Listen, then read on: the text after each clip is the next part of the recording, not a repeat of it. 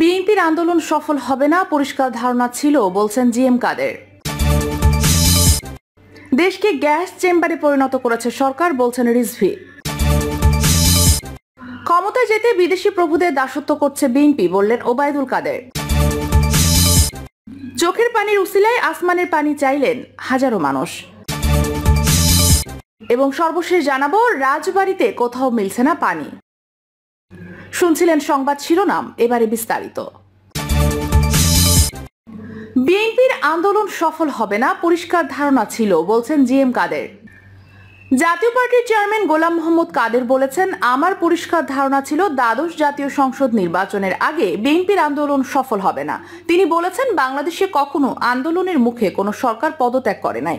GM কাদের বলেন, বাংলাদেশের ইতিহাসে আন্দোলন চলাকালে তৃতীয় শক্তি এসে সরকার পরিবর্তন করে এমন ইতিহাস নেই। ফলে বিএনপির 1 কিংবা 10 লাখ বা 1 কোটি লোক নিয়ে রাস্তায় নামলেও বিএনপির আন্দোলন সফল হবে না। জাতীয় পার্টির সাবেক এই মন্ত্রী বলেন, 7 জানুয়ারি নির্বাচনের আগে আমি বিভিন্ন বিদেশি বন্ধুদের সঙ্গে বৈঠক করে পরিষ্কার বুঝেছি, 3টি বিদেশি বড় শক্তি আওয়ামী লীগকে ক্ষমতায় রাখতে এবং নির্বাচন সফল করতে কাজ করে যাচ্ছে। শুধু তারা নয়, আরো বেশ কয়েকটি বিদেশি শক্তি এই আওয়ামী লীগের হয়ে কাজ করতে প্রস্তুত। দেশকে গ্যাস চেম্বারে পরিণত করেছে সরকার বলছেন রিজভী। বর্তমান ক্ষমতাসীন আওয়ামী লীগকে ডামি সরকার আখ্যায়িত করে বিএনপির সিনিয়র যুগ্ম মহাসচিব রুহুল কবির রিজভী বলেছেন, সরকারের উন্নয়নের ভেলকিবাজিতে বাংলাদেশ এখন মৃত্যু উপত্যকা। তিনি বলেছেন, অপরিকল্পিত নগরায়নের জন্য গাছপালা বন জঙ্গল উজাড় করে নদী নালা খাল বিল ভরাট করেছে সরকার। শুধু তাই নয়, তাপ কয়লা বিদ্যুৎ কেন্দ্র স্থাপন করে মানুষের জীবনকে সংকটে ফেলে দিয়েছে সরকার। বাংলাদেশকে এখন গ্যাস চেম্বারে পরিণত করা হয়েছে। রিজভী বলেন, প্রধানমন্ত্রী তার বাবা শেখ মুজিবুর রহমানের আদর্শ বাস্তবায়ন করতে চান, কিন্তু শেখ মুজিবুর রহমানের আদর্শ ছিল বাকশাল, যেখানে গণতন্ত্র থাকবে না, মানুষের মত প্রকাশের স্বাধীনতা থাকবে না। সেদিন তো 4টি পত্রিকা রেখে সব পত্রিকা বন্ধ করে দেওয়া হয়েছিল। সাংবাদিকরা বেকার হয়ে বাইতুল মোকাররমে ফল বিক্রি করতেন। বিগত 17 থেকে 18 বছরে প্রধানমন্ত্রী দেশে ভয়ঙ্কর বাকশাল কায়েম করেছেন বলে দাবি করে রিজভী বলেন, আজকে গণতন্ত্র মানুষের অধিকার হরণ করা হয়েছে। এই কারণে মানুষ এখন আর ভোট দিতে পারে না। সংসদকে পরিণত করা হয়েছে এন্টারটেইনমেন্ট হাউসে। কেউ সত্য কথা বললে জেলে পুরে দেওয়া হয়। স্বাধীনতার 52 বছর পরও ভোটের অধিকারের কথা বলতে গিয়ে আমরা ভাইদের জীবন দিতে হচ্ছে। ক্ষমতায় যেতে বিদেশি প্রভুদের দাসত্ব করছে বিএনপি বললেন ওবায়দুল কাদের। ক্ষমতায় যেতে বিএনপি বিদেশি প্রভুদের দাসত্ব করছে বলে মন্তব্য করেছেন আওয়ামী লীগের সাধারণ সম্পাদক ও সেতুমন্ত্রী ওবায়দুল কাদের।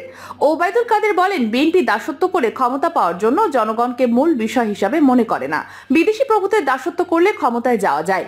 এখনো তাদের দুরভিসন্ধি হচ্ছে বিদেশি প্রভুদের দাসত্ব করে কিভাবে ক্ষমতায় যাওয়া যায়। তিনি আরো বলেন, বিএনপিকে গণতান্ত্রিক দল মনে করি না। তাদের ইতিহাস গণতন্ত্র প্রতিষ্ঠার কোনো নজির নেই। তারা গণতন্ত্রকে হত্যা করেছে, প্রহসনে পরিণত করেছে। গণতান্ত্রিক বিধিবিধান দ্বারা দলের মধ্যেও কোনো মানেনি। তারা বড় বড় কথা বলে। তারা কবে দলীয় কাউন্সিল করেছে? তারা কোথায় দলীয় কাউন্সিল করেছে?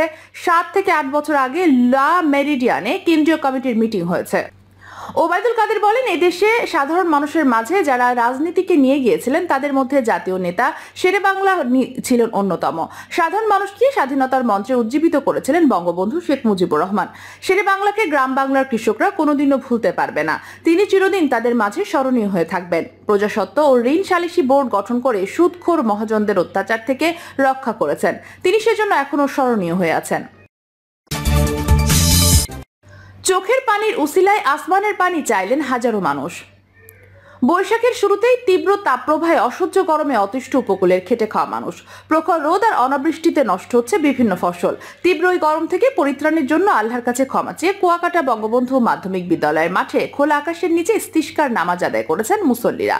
সকাল 9টায় নামাজ শেষে অনাবৃষ্টি ও প্রচন্ড খরা থেকে রেহাই পেতে মহান আল্লাহর কাছে বিশেষ মোনাজাত করা হয়। নামাজ ও মোনাজাত পরিচালনা করেন কুয়াকাটা কেন্দ্রীয় জামে মসজিদের সাবেক পেশ ইমাম ও খতিব মাওলানা রফিকুল ইসলাম সরোয়ারি। নামাজ ও দোয়ায় ছাত্র যুবক সহ শহরের আশেপাশের শত শত মুসল্লিরা অংশগ্রহণ করেন। তাওবাতুন নাসুহা বা একনিষ্ঠ তওবার মাধ্যমে আল্লাহর কাছে রহমতের বৃষ্টি কামনা করে 2 রাকাত নফল নামাজ আদায় করা হয়। মোনাজাতে মুসল্লিরা কান্নায় ভেঙে পড়েন এবং তওবা ও ক্ষমা প্রার্থনা করেন। এ সময় প্রাকৃতিক দুর্যোগ থেকে মুক্তি সহ দেশ ও জাতির কল্যাণে দোয়া করা হয়।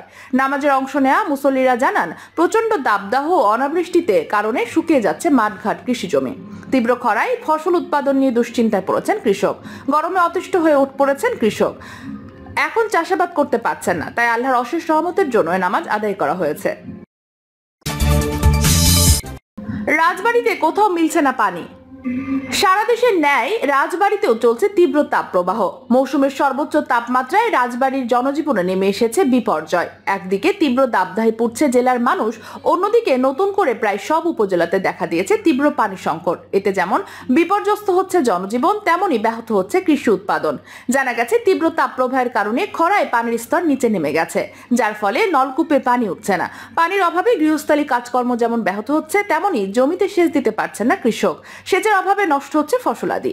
রাজবাড়ির বালিয়াকান্দির তাপসী বিশ্বাসের 6 সদস্যের পরিবার। নিজের নলকূপ থাকলেও বেশ কয়েকদিন ধরে তাতে পানি উঠছে না, ফলে সীমাহীন কষ্টে ভুগছেন তার পরিবারের সদস্যরা। একদিকে বইছে তীব্র তাপপ্রবাহ, অন্যদিকে পানির জন্য হাহাকার। সে সঙ্গে যোগ হয়েছে প্রচন্ড গরম। সবকিছু মিলে বিপর্যস্ত হয়ে পড়েছে তার পরিবারের জীবনযাত্রা। পানির অভাব মেটাতে ছুটছেন প্রতিবেশীদের বাড়িতে, কিন্তু কোথাও মিলছে না পানি। জানা গেছে শুধু তাপসী বিশ্বাসের পরিবারই নয়, পানির জন্য এমন চিত্র রাজবাড়ির বালিয়াকান্দির 7টি ইউনিয়নের হাজার হাজার পরিবারের। তীব্র তাপপ্রবাহ এবং শুষ্ক মৌসুমে পানির স্তর নিচে নেমে যাওয়া এই ভোগান্তি বলে জানিয়েছেন জনস্বাস্থ্য প্রকৌশল অধিদপ্তর। বালিয়াকান্দি উপজেলা জনস্বাস্থ্য প্রকৌশল অধিদপ্তরের সূত্রে জানা যায়, ভৌগোলিক কারণে বৃহত্তর ফরিদপুরের মধ্যে বালিয়াকান্দি উপজেলাটি ভিন্ন। আশেপাশের তুলনায় এই অঞ্চলে ভূগর্ভস্থ স্তর বেশ নিম্নমুখী, যে কারণে প্রতি বছর পানির স্তর 8 থেকে 10 ইঞ্চি নেমে যাচ্ছে। বালিয়াকান্দিতে মোট পরিবারের সংখ্যা 50,000। সরকারের নীতিমালা অনুযায়ী 5টি পরিবারের জন্য কমপক্ষে একটি নলকূপ থাকা জরুরি। সেই অনুযায়ী বালিয়াকান্দিতে প্রয়োজন প্রায় 10,000 নলকূপ। কিন্তু সরকারিভাবে 2022 সাল থেকে এখন পর্যন্ত 160টি সাবমেরিন সাবল পাম্প ও 2019 সাল থেকে 520টি টারা টিউবওয়েল পাম্প বসানো হয়েছে, যা চাহিদার তুলনায় খুবই সামান্য। ব্যক্তিগত উদ্যোগে যেসব বাসাবাড়িতে টিউবওয়েল বসানো হয়েছে, সেগুলোতে এখন আর পানি উঠছে না। পানি না ওঠার কারণ হিসেবে জনস্বাস্থ্য প্রকৌশল বলছে, বালিয়াকান্দিতে বর্ষা মৌসুমে পানির স্তর 15 থেকে 22 ফুট নিচে চলে যায়, আর শুষ্ক মৌসুমে বিশেষ করে এপ্রিল, মে ও জুন মাসে সেটা নেমে দাঁড়ায় 32 ফুট নিচে। ব্যক্তিগত উদ্যোগে বসানো নলকূপগুলোর পাম্পিং ক্ষমতা 20 থেকে 24 ফুট, যার কারণে শুষ্ক মৌসুমে অঞ্চলে পানি থাকে না। শুধুমাত্র সরকারিভাবে বসানো তারা ও সাবমার্সিবল পাম্প দেওয়া নলকূপে পানি থাকে। বালিয়াকান্দির সদর ইউনিয়নের বাসিন্দা অনেকে শিকদার, সবুজ শিকদার, নারুয়া ইউনিয়নের বাসিন্দা মিঠুন, রিয়াদ সহ অনেকেই জানান, গত কয়েকদিন হলো বালিয়াকান্দি উপজেলার বিভিন্ন স্থানে পানির সংকট দেখা দিয়েছে। ভূগর্ভস্থ পানির স্তর নিচে নেমে যাওয়ার কারণে টিউবওয়েলের পানি উঠছে না। বাড়ির গৃহস্থালী কাজ করার জন্য অন্য জায়গা থেকে পানি আনতে হচ্ছে। এতে করে ভোগান্তি বেড়ে বাড়ির মা বোনদের।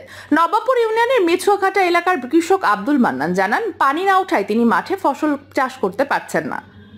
এখন পাট চাষের উপযুক্ত সময়, জমিতে সেচ দিয়ে পাটের চারা রোপণ করতে হবে, কিন্তু পানি না ওঠায় তিনি পাটের বীজ রোপণ করতে পারছেন না।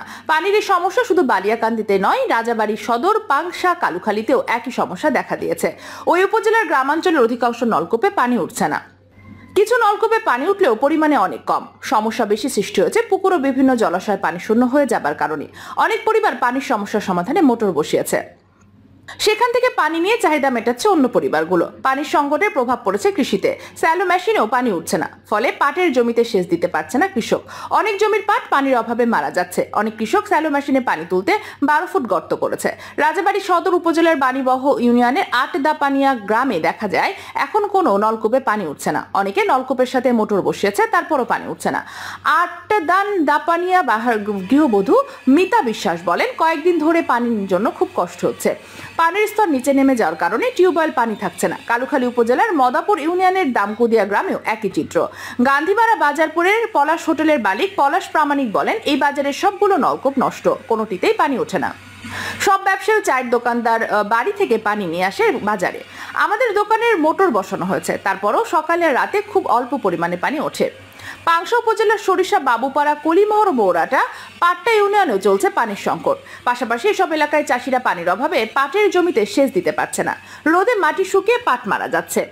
পাংশা উপজেলার কলিমোহর ইউনিয়নের মিয়াপাড়ার বাসিন্দা শারমিন আক্তার লুবনা বলেন, কিছুদিন হলো টিউবওয়েলে পানি নেই। একই টিউবওয়েলের লাইনের সঙ্গে মোটর সংযুক্ত করা থাকলেও সেখান থেকেও পানি উঠছে না।